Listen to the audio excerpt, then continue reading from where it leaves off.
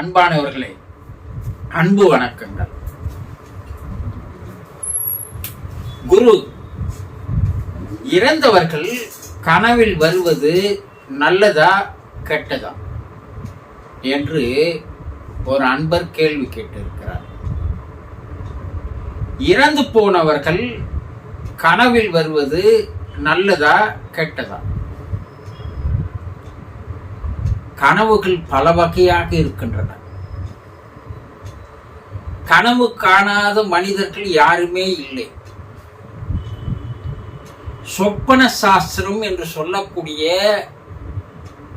பழங்கால நூலில் ஆயிரக்கணக்கான கனவுகள், அந்த கனவுகளுக்கு உண்டான பலன்களை பற்றி கூறியிருக்கிறார்கள். நாம் கனவு காண்கிறோம். அந்த கனவில் வரக்கூடிய விஷயம் என்ன என்பதை நாம் தெரிந்து கொள்வதில்லை. ராத்திரி நல்ல கனவு கண்டங்க சொல்றோம் இல்லையா? ஆனா அந்த கனவுல ஏதோ ஒரு மெசேஜ் இருக்குது. அந்த மெசேஜை நாம் ஆழமாக போய் சென்று அறிந்து கொள்வதில் ஆர்வம் இருப்பதில்லை. ஒரு சில மனோதத்துவ மருத்துவர்கள் கூறுவது மனதினுடைய பிரதிபலிப்பே தான் கனவாக வருகிறது என்று கூறுகிறார்கள். ஒரு பெரிய ஆராய்ச்சி. இந்த கனவுகள் கூட எந்த நேரங்களில் வந்தால் அந்த கனவுகள் சாத்தியப்படுகிறது, நடைமுறைக்கு வருகிறது, பலிக்கிறது என்பதை கூட எழுதியிருக்கிறார்கள். உத்தம காலாமிர்தம் என்ற ஒரு நூலிலே இதை பற்றியும் எழுதியிருக்கிறார்கள். இரவை ஜாமங்களாக பிரிக்கிறார்கள். அந்த ஜாமங்களில் பிரம்ம முகூர்த்தம் என்று சொல்லக்கூடிய இரவு 1 மணிக்கு மேலே நடைபெறுகின்ற ஜாமங்களில் வருகின்ற கனவுகள் தான் பலிக்கிறது என்று கூறுகிறார்கள். அப்போ பிரம்ம முகூர்த்தத்தில் வருகின்ற கனவுகள் 100% பலிக்கிறது என்பதை மனோதத்துவ மருத்துவர்களும் விஞ்ஞானிகளும் ஆராய்ச்சியாளர்களும் உண்மைதான் என்று கூறுகிறார்கள். இதையே நம்முடைய முற்கால நூல்களிலும் பிரம்ம முகூர்த்தத்தில் நடைபெறுகின்ற கனவுகள் 100% பலிக்கும் என்று நடைபெறும் என்று கூறியிருக்கிறார்கள். அப்போ கனவில் இறந்து போனவர்கள் கனவில் வந்தால் நல்லதா கெட்டதா? ஆனா இறந்து போகிறவர்களுடைய தன்மையை பொறுத்துதான் அது நல்லதா கெட்டதா என்பதை நம்மால் சொல்ல முடியும். அது என்னங்க தன்மை? இயற்கையாக ஆயுள் முடிந்து இயற்கையாக இறந்து போகிறவர்கள் கனவில் வந்தால் அது நமக்கு நன்மையை எடுத்து கூறுவதாகவே இருக்கிறது. அகால மரணம் அடைந்தவர்கள் கனவில் வந்தால் அது நமக்கு கெடுதலாக அமைகிறது. இப்ப இயற்கையா இறந்து போறாங்க, நம்முடைய தாயோ தந்தையோ இயற்கையாக இறந்து போயிருக்கிறார்கள். அப்படி இயற்கையாக இறந்து போனால் நம்முடைய தந்தை நம்முடைய கனவில் வருகிறார் என்று வைத்துக் கொள்வோம். அப்படி வந்தால் அவர் நம்மளை ஆசீர்வாதம் பண்ணுகிறார். நமக்கு இருக்கின்ற பிரச்சனைகளை தீர்ப்பதற்கு ஆலோசனைகளை, வழிகளை எடுத்து கூறுகிறார். நம்முடைய வீட்டில் சுப நிச்சயங்கள் நடைபெறுவதற்கு அவர் பக்கத்துணையாக இருக்கிறார். நமக்கு இருக்கிற தடைகள், பல்வேறு தடைகள் இருக்கிறது, அந்த தடைகளை நீக்குவதற்கு அவர் நமக்கு உறுதுணையாக இருக்கிறார். சில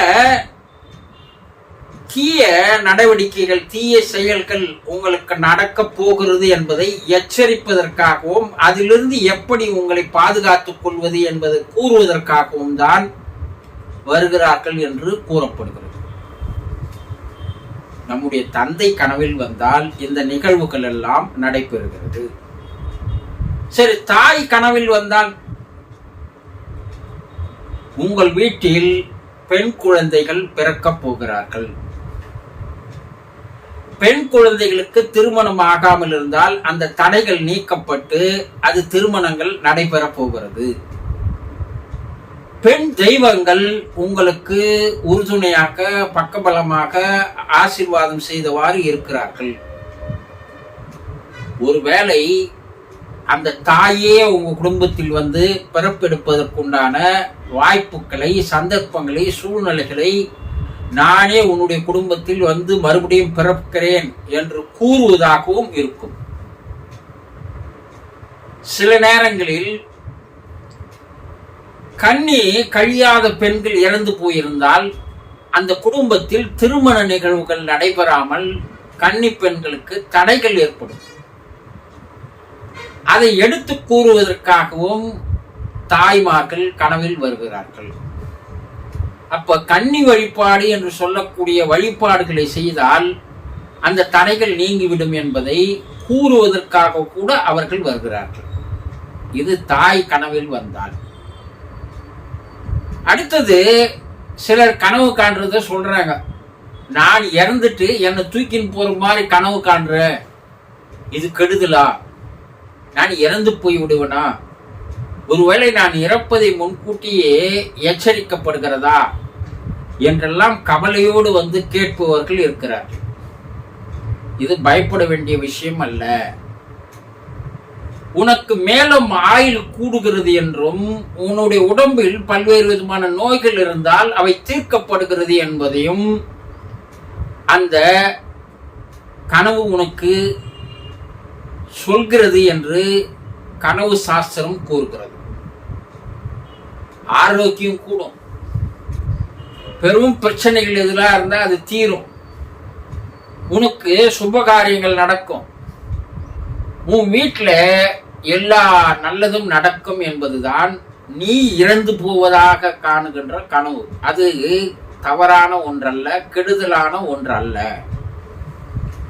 சரி, தாயோ தந்தையோ வந்து என்னிடம் பேசுகிறார்கள். அப்படி பேசினால் அவங்க ஏதோ பேசுறாங்க, ஆனா என்ன பேசுறார்கள் என்று எங்களால் புரிந்து கொள்ள முடியவில்லை என்று கூறுபவர்கள் இருக்கிறார்கள். அவங்க ஏதோ பேசுறாங்க குருஜி, ஆனா என்ன பேசுறாங்கன்னு எங்களால கேட்க முடியல. கவலைப்பட வேணாம். உங்களுக்கு இருக்கின்ற பிரச்சனைகளை தீர்க்கிறார்கள். உங்களுக்கு தனவரவை ஏற்படுத்துகிறார்கள். சகல ஐஸ்வர்யங்களும் உங்களுக்கு தருகிறார்கள். அதை பற்றி தான் அவர்கள் பேசுகிறார்களே தவிர வேறு எந்த காரணங்கள் அல்ல. அது தாயாக இருந்தாலும் தந்தையாக இருந்தாலும் வந்து பேசினால் நல்லதுதான். அது தவறான ஒன்றல்ல, கெடுதலான ஒன்றல்ல. சரி, என்னுடைய தாயோ தந்தையோ வந்து எனக்கு உணவு பரிமாறுகிறார்கள், அது போல நான் கனவு கண்டேன். இல்ல நான் அவர்களுக்கு உணவு பரிமாறுவது போல கனவு கண்டேன் என்றால் ரெண்டுமே நல்லதுதான். அதனால என்னன்னா, தடைப்பட்ட வழக்குகள், நீதிமன்ற வழக்குகள் அல்லது கணவன் மனைவியிடையே கருத்து வேறுபாட்டு பட்டு பிரிந்து போகுதல், இவையெல்லாம் ஒன்று சேருவதற்குண்டாக பேசி தீர்த்துக்கலாம் சொல்றாங்க இல்லைங்களா? எந்த பிரச்சனையும் பேசி தீர்த்து கொள்ளலாம் என்று நாம பேசுவோம் இல்லையா? அதே போலதான் அவர்கள் உங்களோடு பேசி தீர்த்துக் கொள்வதற்குண்டான சிம்டம்ஸ் தான் இது. அவர்கள் உங்களுக்கு பரிமாறுவது, நீங்கள் அவர்களுக்கு பரிமாறுவது. சரி, வாழ்த்துறாங்க, என்னை வந்து வாழ்த்துறாங்க குருஜி, என்னை வந்து வாழ்த்துறாங்கன்னா அதுவும் நல்லதுதான். என்னன்னா, சொத்து பணம் எல்லாம் திரும்ப உங்களை வந்து சேரும் என்பதற்கு தான் அவர்கள் வாழ்த்துகிறார்கள். உங்களுக்கு நீண்ட ஆயுளை, நிறைந்த மெஞ்ஞானத்தை, நல்ல உடல் நலத்தை அவர்கள் தருகிறார்கள். ஒருத்தர் பெரிய ஆளுகிட்ட போய் நம்ம என்னை வாழ்த்துக்கோன்னா அவங்க பிளஸ் பண்றாங்கன்னா நமக்கு எல்லாம் நல்லதே நடக்குது இல்லையா? அந்த எண்ணத்தோடு தான் நம்ம போய் அவங்க கிட்ட ஆசீர்வாதம் வாங்குறோம். அதே போல அவங்க ஆசீர்வாதமும் நமக்கு நல்லதே நடக்கும்.